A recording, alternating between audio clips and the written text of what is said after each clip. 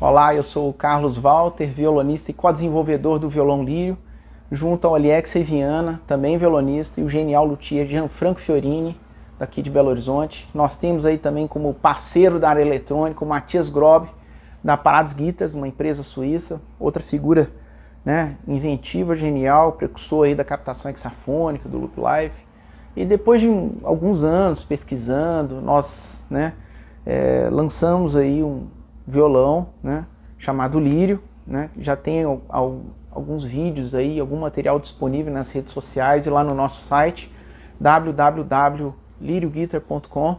E agora chegou a vez da gente lançar o Lírio 7 cordas e vou falar um pouquinho sobre esse instrumento, né, que tem um designer ímpar, uma combinação contrastante de madeiras. A gente buscou aliar aí a tradição com contemporaneidade e primar, né, também por uma solução ecologicamente sustentável, né? E é um instrumento leve, né, confortável. Quando a gente coloca no colo, a gente tem a sensação de estar tocando e abraçando um violão, né? Ele tem um tampo como um violão convencional, ele tem uma câmara acústica, então ele não é um violão sólido, tá? Ele tem esse apoio de perna móvel, ajustável em 3 posições, né?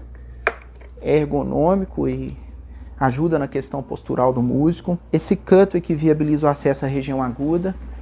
Essa chavinha aqui que pode ser utilizada para ajustar a altura das cordas, né? Ou seja, ajustar a ação. Isso permite que o músico favoreça a sua tocabilidade, ajustando a altura das cordas à sua necessidade e não precise de recorrer a um luthier para fazer um novo rastilho, que é o que a gente faz quando está tocando um violão convencional, né? Essa mesma chavinha é utilizada para desconectar o braço do corpo, portanto ele é um violão desmontável, né? Ele atende esse quesito da portabilidade, pode ser transportado nessa mochila com bagagem de mão, por exemplo, numa viagem aérea, permitindo que o músico o leve junto a si, né, em segurança. E quando ele está montado, a gente coloca ele na mochila, né, e cobre esse braço com uma capa e esse conjunto vira uma espécie de semi-case.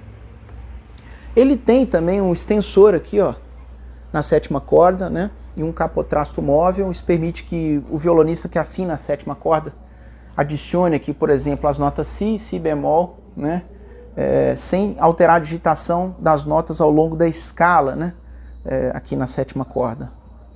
Então, se o violonista afinar a sétima corda em Si, ele vai ter o Si bemol e o Lá, por exemplo, né, sem alterar as notas aqui ao longo da escala na sétima corda. Isso ajuda demais o violonista compositor, o violonista intérprete, o violonista arranjador, né? Bom, falando um pouco sobre a parte eletrônica, ele tem 7 captadores, um por corda, é como se ele tivesse uma captação heptafônica, né? Não é isso?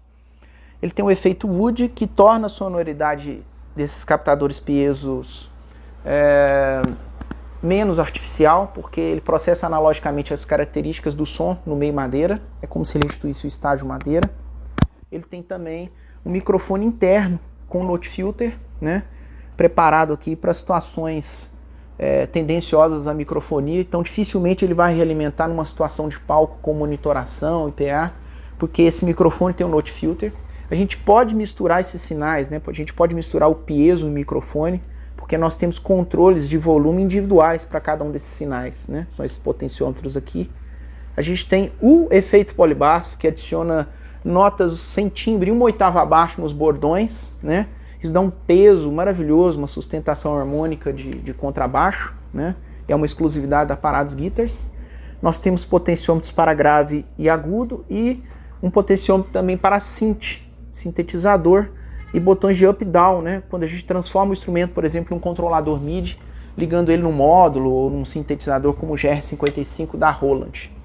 Logo, ele tem uma saída GK13, não é isso? Muita gente fala que é saída MIDI, mas na verdade é saída hexafônica. Nesse caso, a gente tem as 7 cordas ligadas nos pinos 1 a 6, né? A sétima e a sexta corda estão ligadas, acredito, no mesmo amplificador. Foi uma particularidade solicitada pelo cliente que comprou esse instrumento, né? E o pino 7 é normalmente o mix. Então ele mistura, né, os sinais do piezo, do microfone e do polybass. Nós temos 2 saídas P10, né? A saída principal é o mix, que é justamente o microfone, o polybass e o piezo heptafônico, vamos dizer assim, né? E também o microfone sem note filter. Esse cliente ele quis essa opção justamente para poder ligar um cabo estéreo, um cabo Y e separar o mix do microfone sem note filter, por exemplo, numa mesa, ou ligar esse mix sem note filter num equalizador paramétrico externo, né, para trabalhar a sonoridade desse microfone, né, para customizar essa sonoridade. E na saída auxiliar, ele optou por ter o polybass, justamente para podê-lo ligar num subwoofer, né? Que é onde a gente consegue perceber melhor os graves desse efeito, né? Bom, em suma, é isso, né? Eu gravei uma série de vídeos, né, demonstrativos e já vão estar aí, né, circulando para exemplificar e ilustrar, né, essas particularidades. Para obter mais informações, nos sigam nas redes sociais e acessem o nosso site www.lirioguitar.com.